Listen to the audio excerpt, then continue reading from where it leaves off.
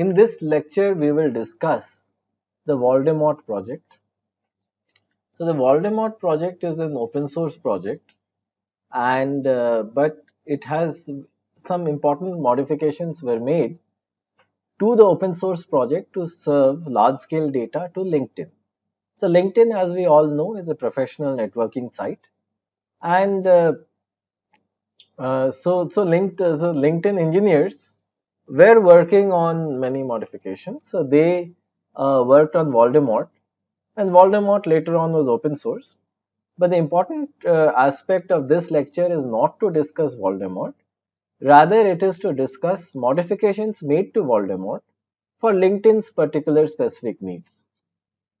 So we'll first discuss the overview of the design, the overall structure, and the evaluation. So of course, in this case, we will rely heavily on the Amazon Dynamo paper. So this kind of builds on Amazon Dynamo. So it is important that viewers take a look at the lecture on Amazon Dynamo, which is there in this lecture series, is there in this playlist. But that is a very important prerequisite for this, because without this, without understanding the dynamics of Dynamo, they will not be able to follow this paper.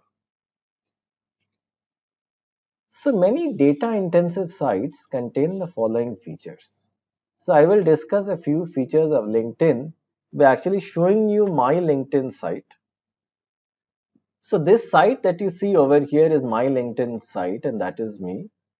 So LinkedIn of course does a lot of things, like we have some news over here regarding coronavirus and so on, and all the posts on my site. So I would like to take you to my network, and this is the way that my network looks right now. So the most important thing, one of the key things that LinkedIn actually does is that it suggests a name of people, a lot of people that I may know, I might know. And this is actually the way that I make connections. So let's say that, it suggests a lot of people that I may possibly know. And in that, I can essentially look through them and then I can make connections. Right? So how does it know them? Well, it has kind of mined my behavior. So from my behavior, it has some idea of the kind of people that I like to connect with. For example, I work on cybersecurity, so it shows me cybersecurity people. And also I work in computer architecture, so it's showing me Intel's site. I read, just look at how much LinkedIn tracks my activity. So I read economic news quite a bit. So the Economic Times shows up over here. I work on multi-core computing. Multi-core shows up over here. I am from IIT Kharagpur. IIT Kharagpur shows up over here. And I also mentor some startups. So I love startups also shows up over here. Right. So it's like my entire personality is reflected over here. So to find all of this data, LinkedIn had to do a lot of data mining. So this is the people you may know. Another thing that LinkedIn actually does is that it does something called collaborative filtering. So let me go to the website of my friend Partho Datta, who is also a very acclaimed researcher in distributed systems. So incidentally, he also works at LinkedIn. And the important thing is to look at something on the right that people also viewed. So this is also telling me that people who have seen Partho Datta's site have also viewed other similar people, and so these are all of his connections. So I might want to connect with them. So this is a collaborative filtering. You can think of it this way, that it is also telling me that others have also viewed Partho and I might want to view them. And the key behind all of this is of course the Voldemort project, which is a distributed database. It is the key value store, similar to the other key value stores that we have actually seen.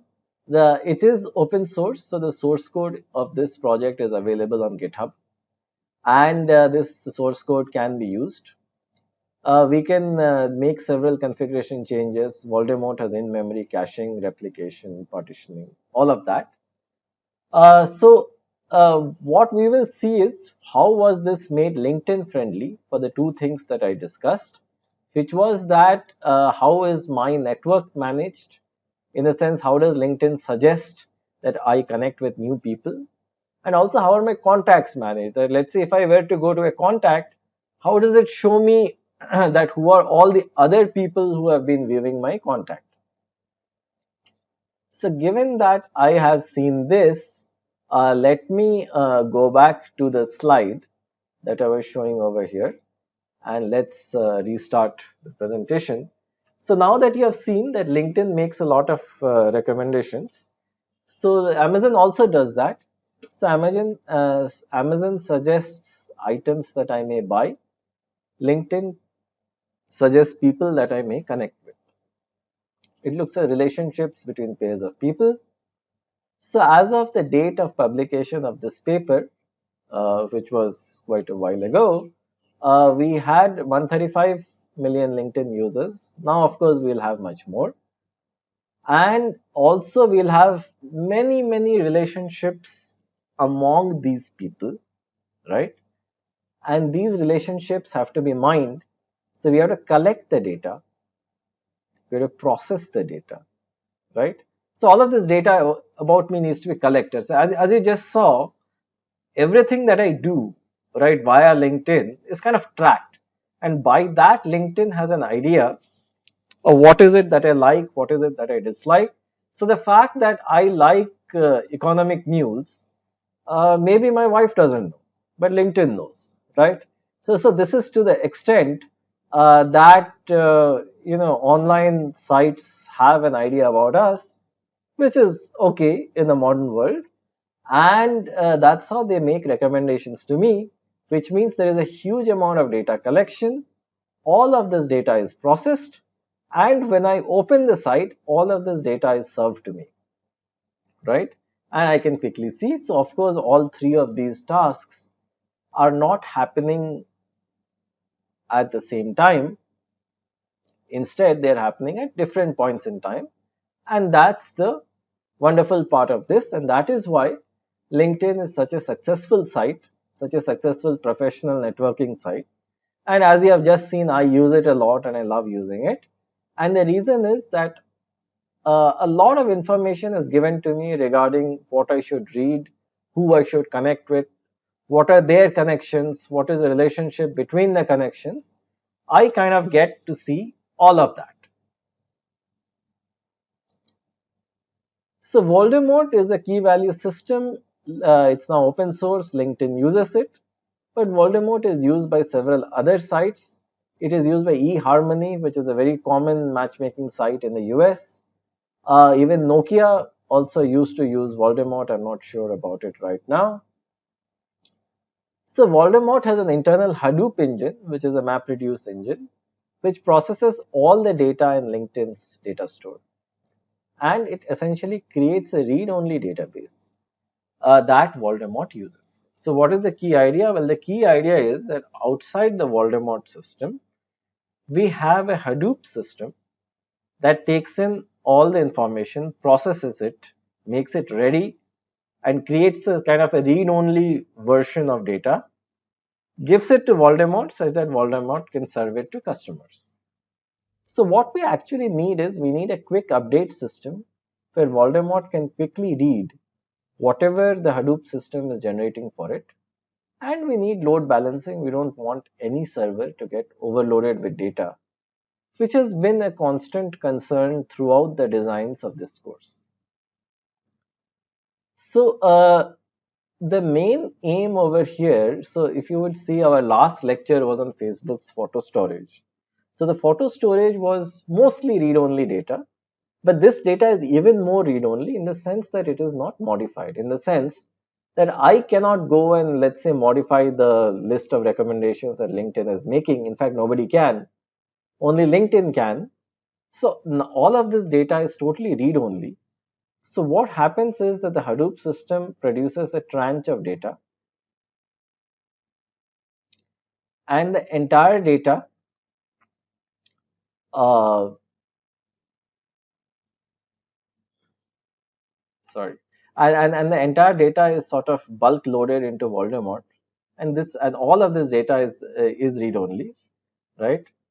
And all of this data is read only, so it comes into Voldemort.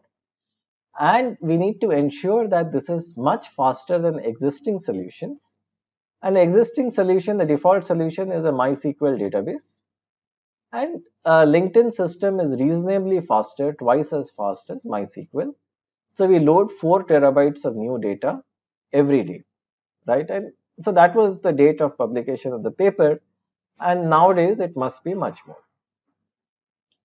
So there are two MySQL solutions. So MySQL has two native data storage formats, MyISAM and InnoDB. So MyISAM is a compact on-disk data structure. So it creates an index after loading the data file. So even though the MyISAM system is reasonably fast and it can be used for this purpose, the main problem is that it locks the complete table during the process of loading. So this process of locking the entire data set unnecessarily causes a disruption in the quality of service, and this is something that is clearly not desirable. So this is not something that we would like. The other option is InnoDB. So in InnoDB, it supports far more fine-grained row-level locking. So it is possible to maybe read some data, and whatever we are reading and updating, only those rows can be locked. The main problem is this is a rather slow process. It also requires a lot of disk space. The main reason being that since rows are being accessed kind of individually, we need a lot of disk space to actually store all the indexing data structures. So here also there is an overhead of locking, and in InnoDB there is an overhead of excessive slowdown because of indexing. So then Yahoo has a peanut system where CPUs are shared between the data loading modules and the data serving modules. So even though this sounds as a good idea in the sense that we can have a very flexible structure where there are some data loaders and there are some data servers, it reduces the performance as a whole. So the LinkedIn engineers did evaluate all of these solutions, and then they came up with a system of their own. So the overall structure is like this, that a Voldemort cluster contains multiple nodes and a physical host and the multiple nodes. So these are like virtual nodes in Cord or virtual nodes in Dynamo, and a physical host can run multiple nodes. Each node has a given number of stores or database tables, and each store stores some information. So what is the information? Well, so let's say that for a given member ID, which is me, if it is recommending a couple of LinkedIn groups, for example, then it can store the list of recommended LinkedIn groups, the recommended group IDs, and also for each group ID, it can store a description. All right. And so then the attributes of a store can be the replication factor on how many physical machines is the store actually replicated, the size of a read-write quorum. So I'm deliberately going fast on this because a read quorum, a write quorum, we have all discussed in great detail when we were discussing the other projects like Percolator and Dynamo, where the read-write quorum, where the basic idea was discussed. And recall that if R plus W has to be greater than N, where R is the size of the read quorum, W is the size of the write quorum, and N is the number of replicated nodes. So what do we do? Well, the baseline is that this uses a DHT similar to Dynamo, right? So on almost all of these cases, a DHT is used. Of course, we have replication in the sense that it's a chord-like system, but it's a one-hop DHT. And every node is assigned to n of its successors, subject to the successors being on different machines. And within the successors, we call it a preference list. Again, harkens back to Dynamo. So I would request the readers to take a look at Dynamo. And of course, R plus W should be greater than N. So for transferring data, we use data needs to be serialized, which means that any object has to be converted into equivalent text. So we use XML or JSON, and also for transferring textual data, we use compression. The storage engines can either be Berkeley DB, which is optimized for small files, or a traditional MySQL database on a store. So the idea here is also similar to Dynamo, that we have a client API. So how does this work? Well, so we have these Voldemort clusters within LinkedIn, and the client is not really the browser, but the client is essentially also a LinkedIn node which is rendering a page for me. So the client API would essentially send a request to another network client or a network server, which would access the storage engine, return all the versions, serialize and return all the versions, and of course the clients need to do a conflict resolution if there are multiple versions, right? So since conflict resolution we discussed in great detail in the lectures on Coda and Dynamo, so I'm not going over it. So let us now look at the routing. So the routing module deals with two things: partitioning and replication. So partitioning is the way in which we actually partition the hash space and divide it among the nodes. And the replication is how a given data is replicated among the nodes on the DHT, right? Let's say in the DHT.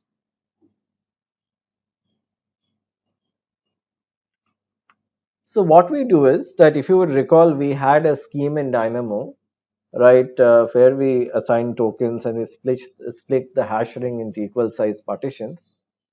So we use exactly the same scheme over here, where we take the hash ring and we split it into equal size partitions. Then what we do is we map the partitions to the nodes. So each key, so the moment that, so we have any data, any member ID or anything we want to locate on the DHT, well, we do the same thing, same idea of hashing, and we map it to a preference list. So the preference list will be a preference list of partitions. So we can say that, look, if the key is mapped over here on the DHT, we'll have a set of partitions, right? A set of partitions that are kind of like the preference list of the key. So of course, there'll be a primary owner, which can be just the immediate clockwise successor of the key. That can be the primary owner of the key, right? The main partition. And when we walk kind of clockwise, we'll have n-1 subsequent partitions whose main job is to store the replicas, right? So this, if you would see, this is a very standard architecture that we have been following in this entire lecture series, where we take a DHT, we partition it. So this is a very Dynamo-like fixed partitioning, where a key is simply mapped to a partition which is its clockwise successor, and the n-1 subsequent partitions, subject to the fact that they are on separate physical nodes, or we can also say that they are on separate data centers, right, for added reliability. So this is the broad idea. Dynamo used exactly the same thing, and the storage layer is pluggable. So we have traditional get and put functions. We also have block read functions, in the sense that reading data, we support a streaming read. And the main aim here is that we need to support primarily read-only operations. So we will see what modifications had to be done to an otherwise vanilla Voldemort system. So a system is called a vanilla system when you are using its base version, right? But in this case, we are not.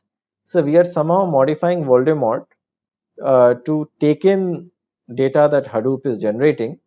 So a baseline Hadoop system kind of generates all the data, does all the data mining, does everything, and kind of bulk loads it into Voldemort. And Voldemort has this DHT which serves as the data. And also some administrative functions like adding, deleting nodes, etc. All of them also have to be supported within this setup. So there are two kinds of routing. So this is also we are looking at one hop routing. So here we make a small departure from Amazon Dynamo. So we support client side routing, which means that a client is a machine that is lying outside the DHT. So the client can directly send a message to the partition, to the servers of the partition for the specific key. But of course, in that case, the client needs access to all the routing tables. So then in that case, what was our traditional routing algorithm? It was that we contact a given server that contacts a few more servers, and then kind of the request jumps and reaches the right server. In one hop routing also in Dynamo, we contact one server, right, like over here, then it does a single hop and sends it over here. But in client side routing, the client has all the data, right? I'm sorry, the client has all the routing information. The traditional approach is, of course, server side routing, where the server makes all the routing decisions. And this option is also supported in Voldemort, right? Both are supported, both client side as well as server side. So now so as far as what we have seen up till now, it is very similar to a traditional vanilla DHT system. Client side routing was new, but most of it is otherwise the same. So let us look at the storage part. So first we will start with the shortcomings of MySQL and Berkeley database. So here we are talking of bulk loading of data, where a Hadoop cluster kind of all night processes the data that is there in LinkedIn. And once the data is in a nicely processed form, all of it needs to be loaded into Voldemort. So for this, having a long sequence of put requests is not the right solution, not the correct solution. So the MySQL uses a B plus tree that needs to be updated multiple times. That's rather inefficient. An alternative solution might be that we maintain a separate server that maintains a copy of the database. We first populate that copy of the database and we switch to the new copy instantaneously, right? So we maintain two copies. So this has several disadvantages as well. The first is that we are doubling the number of resources, the amount of resources. There is an overhead of bulk copy, of creating the indices, managing the indices, all of that is there. So let us look at another alternative solution, which is we run the Hadoop system to generate the indices offline. Right, so in this case, the one problem was to generate indices. Well, you also generate the indices offline and then you load in the indices as well. This is fine, it is doable. That's maybe the way that many smaller systems actually operate. But here we need a lot of additional resources, and Hadoop, along with kind of processing LinkedIn data, has to do a lot of work for the relational database. So what we saw also in the case of Facebook systems is that we will not actually use a relational database management system. This is not something that we will do as a primary source of data, right? This is not what we will do. Instead, we will create a custom solution, which is anyway the job of a distributed storage engine. So what are the requirements? Well, the requirements are that we will minimize the performance overhead of live requests. Any request that we get, regardless of whether the previous Hadoop data is uploading or not, we will minimize the performance overhead. We'll of course have fault tolerance, which we always have because of replicas. We'll make the system scale in the sense we'll be able to add more servers as and when required. Also, there is a possibility that there might be errors in whatever Hadoop computes. So it is possible that if Hadoop is giving us a lot of data, the data might actually be invalid. There might be errors and then we might have to junk all of it. So in this case, we need to have a fast rollback capability to a previous version. That is because for a system as large as LinkedIn, which kind of relies a lot on the relationships that it has computed, if let's say there is a bug in the code, or if let's say that there is a lot of superfluous data, we do not want to actually end up with a bad state. So what we would instead like to do is that we would like to roll back to a previous version where the data might be slightly stale, but it is known to be correct. And if you see, most of us also do not update our contact list that frequently, so it will still kind of work. Also, our system should be able to handle large data sets. So any kind of a Voldemort system should, in a sense, provide all four of these requirements, which any distributed system should also ideally provide. And but the additional, so scaling, fault tolerance, ability to handle large data sets, we have seen that. The two aspects that are kind of new over here is the first, the fast rollback capability. In the sense, we have not seen that before. So for example, we did not see a rollback in, let's say, Facebook photos, for example. But in this case, the entire computed data is very sensitive. So just in case we feel that there is some error, we would like to roll back to a safe previous version. And also we would like to minimize the performance overhead of live requests, because we have never really bulk loaded read-only data, which we are doing right here, right now. Let us now go through the exact sequence of steps that a typical LinkedIn load would follow. So the first step is like this. So the first step is like this, that a driver program would send a message to the HDFS, the Hadoop file system, to trigger a build. So this is the first step. So the Hadoop plus HDFS systems, they would essentially start the build. And so what does it mean? Well, what it means is that they will fetch all the raw data, all the LinkedIn data, they have access to it.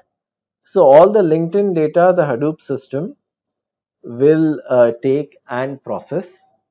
And from the data, it will figure out the list of recommendations that you just saw. It will figure out the list of, so let's say if I access a certain person's profile, it will also provide the names of other LinkedIn members that whose profile I could go to, so on and so forth. So the driver program sends a message to the Voldemort cluster asking it to trigger a fetch. The Voldemort cluster, so once the entire data has been generated, right, so Voldemort cluster initiates a parallel fetch from all the Hadoop nodes. So pretty much we have a set of distributed Hadoop nodes, and similarly we have a Voldemort cluster, and essentially we get a parallel, it triggers a parallel fetch. So we have a lot of parallel IO that keeps happening at this time. And then once all the data has been brought into the Voldemort cluster, each of the nodes will actually have two versions, a new version and an old version. So atomically, the driver program will send a message to the Voldemort cluster to trigger a swap, and the Voldemort cluster would execute the swap, which means atomically replace, so it will have a pointer. So the pointer was, let's say, previously pointing to the old version of the data. It will immediately start pointing to the new version of the data, which is what we wanted. So it's an instantaneous swap. So we load the data in the background. We don't have to lock anything. There is no disruption in service. And instantaneously the pointer switches from the old version to the new version. The storage format, well, so what we discussed, so we did discuss on a previous slide a storage format that could be used by a MySQL implementation.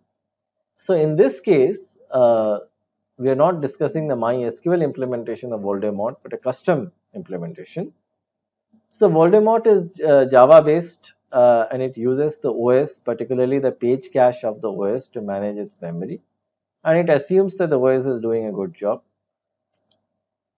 So what we do is that the input data destined for a node is split into multiple chunk buckets, and each chunk bucket is split into multiple chunk sets. So what is a chunk bucket? Well, for a given partition, so of course for a given, the partition here is a primary partition, not the secondary one. So for a given partition, all the data that maps to a given node, we essentially take all of that and we create a chunk bucket. And of course, we'll have multiple such chunk buckets for each replica. So we can think about this, that a chunk bucket can be uniquely identified or can be uniquely named with the ID of the partition and the ID of the replica, right? Which replica it is storing. So each chunk set, so within a chunk bucket, of course, we have a chunk sets, and each chunk set, of course, stores some data. So we will see what the data is. But in this case, each chunk set is organized similar to Facebook's photo storage, where we have a data file, and so data where we have a data file and an index file. Where of course the spirit of the design is that the index file will be there in memory and the data file will be there in disk. And the naming convention that we follow over here is that the naming convention will be the partition ID, the replica ID, right? So partition is essentially a range of the hash space for which for so any key that falls within the range of the hash space, we are storing the data for it. And the replica ID, so which replica is this? And so this, so partition and replica will essentially point us to the chunk bucket, and within the chunk bucket we will of course have chunk sets. So then we get the chunk set ID, and then of course the last will be either the data file or the index file. So the entry in the index file will of course be the top 8 bytes of the MD5 signature of the data.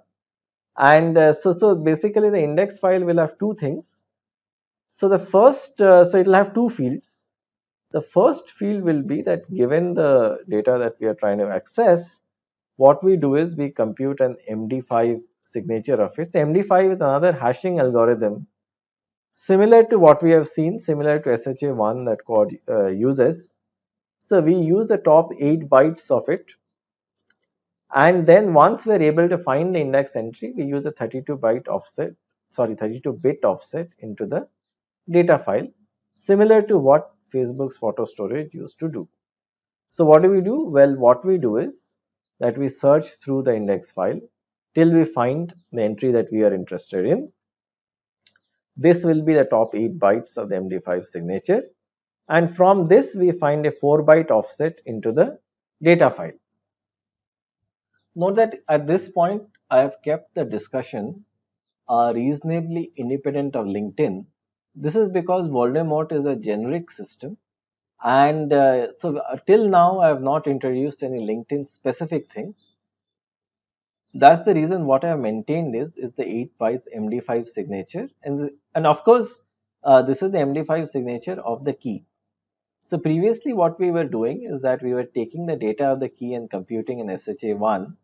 Instead of SHA-1 that we have used in all the DHTs that we have seen up till now, we use another hashing algorithm which does the same thing, right? So what does a DHT do, right? What a DHT does is, given a key, it gives us the value. How do we do that? Well, we compute the hash of a key and we find the node that stores it. How did we compute the hash? Well, we use the SHA-1 signature. Instead of SHA-1, in this case, we just use MD5. That does the same thing, but MD5 has some better properties with regards to uniformity. That's the reason it is used. And of course, we use the top 8 bytes of it, not all the bytes. And then we locate this on the index file inside a given chunk set, of course, and that points us to the data file. All right. And so the main aim over here is that given a key, we would like to go to the right partition, and then so that's the first thing. and we would essentially route ourselves to the node that contains the partition. Within the partition, we will, for a given replica ID, we'll try to find the chunk set ID. And in the chunk set ID, again, we'll have an index file and a data file. And here we will not use the SHA-1 signature, but the MD5 signature to essentially locate ourselves in the index file. And then there will be a pointer into the data file. So it is possible that we can have hash collisions in the data file. So we'll have a number of collided tuples. So the data file additionally will store a list of collided tuples that will store the number of key value pairs that have collided with the given key value, and the list of collided tuples will be stored at the end of the data file. So how do we generate chunk sets? Well, so that's the main idea, that the input will be the chunk sets per bucket, the cluster topology, the definitions of where the stores are into HDFS. So we'll have a mapper that emits the upper 8 bytes of the MD5 key along with some more data. So this will be the node ID, the partition ID, the replica ID, the key and the value. Alright. So the job of the mapper is that when the HDFS system is generating data, it will generate data in key value pairs, right? So we will discuss the exact semantics of what is the key and what is the value in the context of LinkedIn in later slides. But for the time being, let us assume that it's a key value pair. So what we do is that the job of the mapper is to take a key and a value, compute this MD5 key, and map it to a given node partition. So essentially map it to a set of replicas. So first map it to a node, and then from the node we'll find the partition that is the owner of. Then we'll find a set of replicas, store them in those replica servers for that particular key value.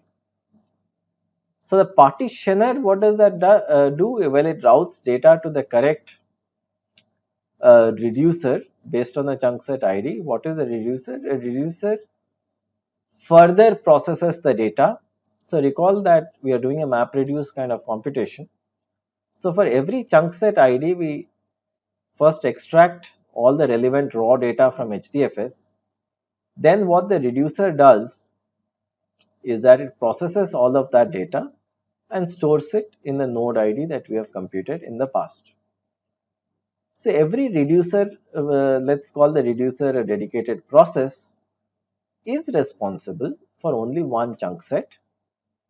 So what Hadoop would do is it would sort the inputs, all the inputs based on the keys, and each Voldemort node, so each node in Voldemort is a directory in the baseline HDFS file system, and we have a separate file for every chunk set.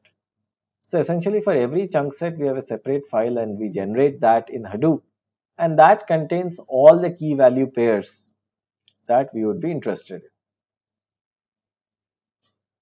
So given that a given store is represented by a directory, which we saw in the last sentence over here, every Voldemort node, which is essentially a store, is represented by a directory. This allows us to store versions very easily, in the sense that every version of a store will have a unique directory, right?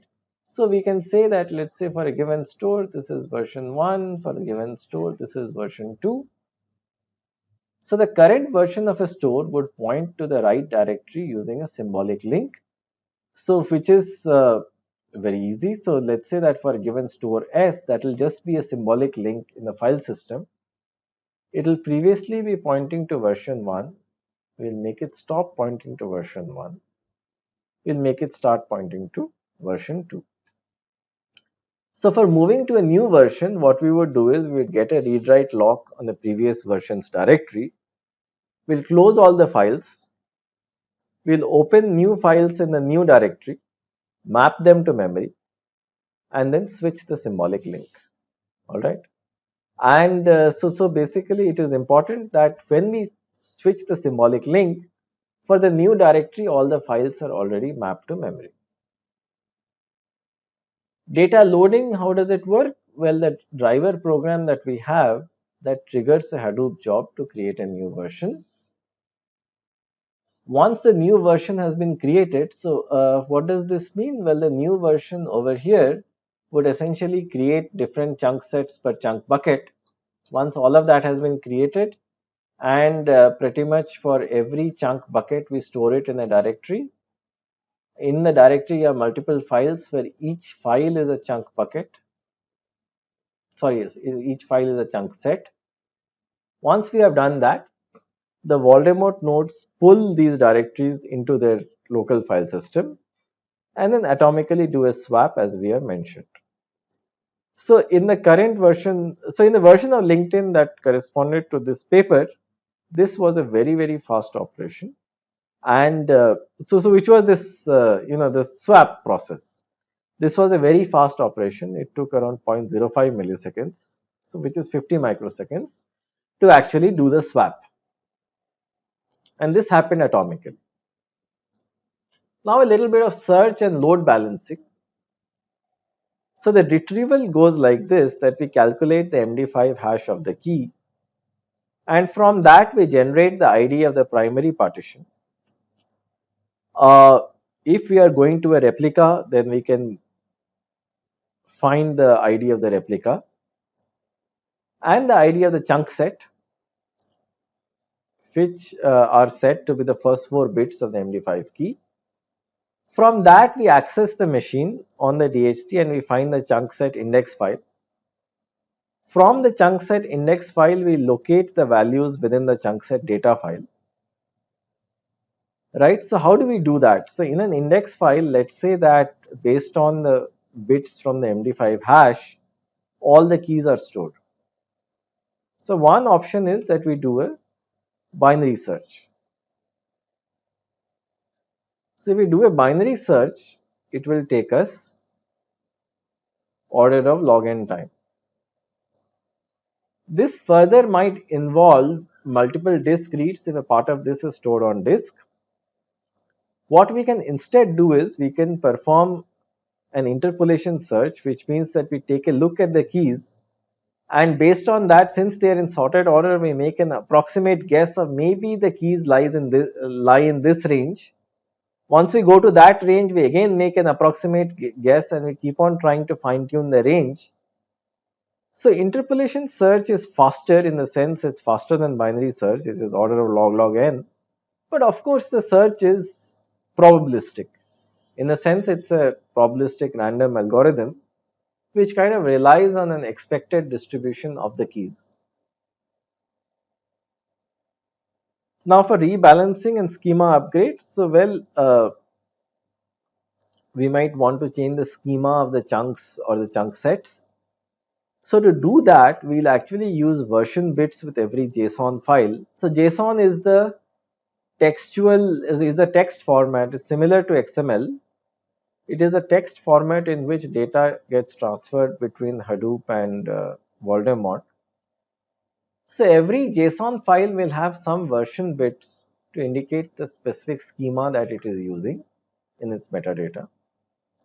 And also for rebalancing, to handle any additional pressure on the nodes, we can dynamically add partitions. We can create a plan for moving partitions and the replicas to new nodes. And also we can start moving the partitions and lazily propagate information about the temporary topologies. So that also can be done. And so all of these kind of support the elasticity of the server farm, in the sense that as we keep on adding more servers, our system gradually keeps on growing. So the experimental setup, well, we had a simulated data set. The keys were random 1024 byte strings. So in an actual LinkedIn system, it need not be this way. The key can actually be my member ID. So my member ID SR Sarangi, that can be my LinkedIn key. So what Voldemort would do is, if it would like to fetch all the recommendations, so the value would be all the people that I know or the people that I should know, right? All the LinkedIn recommendations. This can be the key and this can be the value. Alternatively, let's say if you visit my profile, so then the key again will be my user ID, and the profile will basically, and let's say on the side, when you get the list of people that have also visited my profile, that could be the value. But for the sake of this experiment, the keys were just random 1024 byte strings.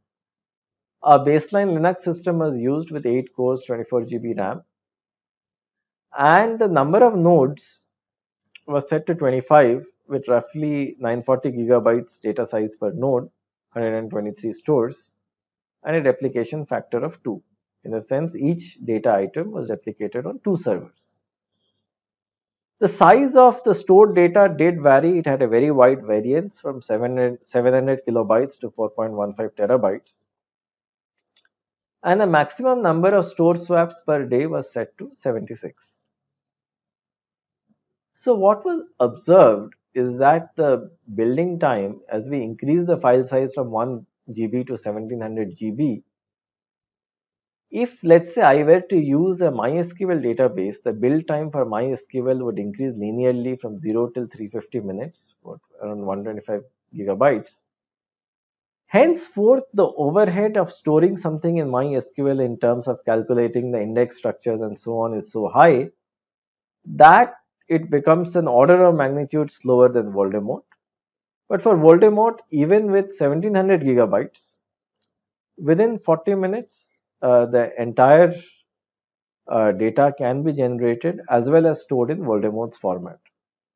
So, of course, when we are comparing between MySQL and Voldemort, the inherent build time is the same, but to bring it to MySQL's format, which means to create the indexing data structures, it actually takes a very long time. In Voldemort, we don't need that much of time because essentially we are partitioning all the. So let's say, let's look at it in a different way. If we are creating a billion key value pairs and we are storing them in MySQL, MySQL will have to create a very large indexing structure, which takes time. In this case, what we are doing is we are kind of partitioning the keys based on the hash of the key.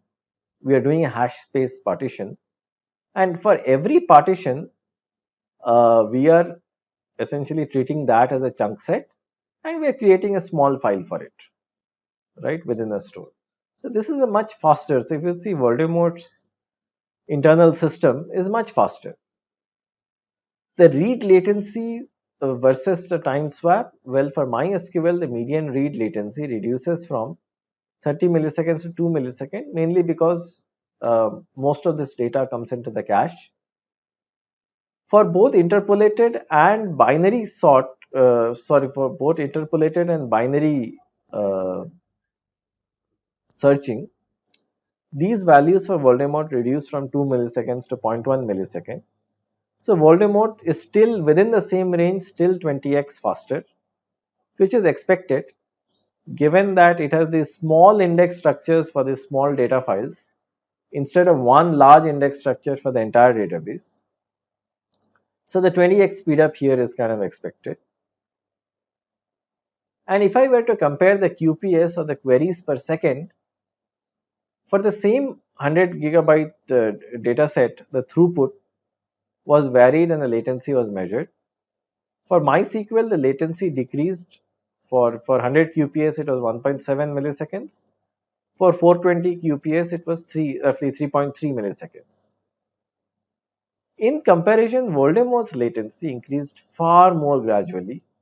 So we were able to scale it. The authors were able to scale it from 1.2 millisecond for 100 QPS. Just compare the numbers over here and here to 3.5 millisecond and 700 QPS.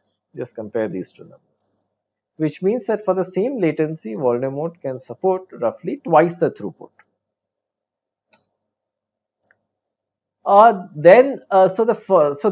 The previous experiment was on randomly generated keys and data.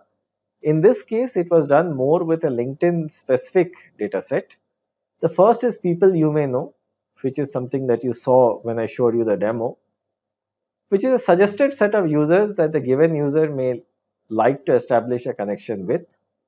and the other was collaborative filtering, which was profiled similar to the visited members profile. The latency was plotted after a swap. In both cases, the latency is decreased sublinearly, and CF has a larger latency than PYMK because of the larger size of the value. But of course, this depends on how many contacts are shown and on the LinkedIn version. Nowadays, of course, the people you may know has increased to a very long list. But so this is kind of an idiosyncrasy of the specific LinkedIn version. But the important point is that both of these operations were really fast. So this brings us to an end of this lecture. So this paper was published in 2012 and it has been 8 years ever since. So in these 8 years, the number of LinkedIn users have clearly increased by leaps and bounds. So we need to wait for more information in terms of research papers to understand how exactly the increase in scale has been handled.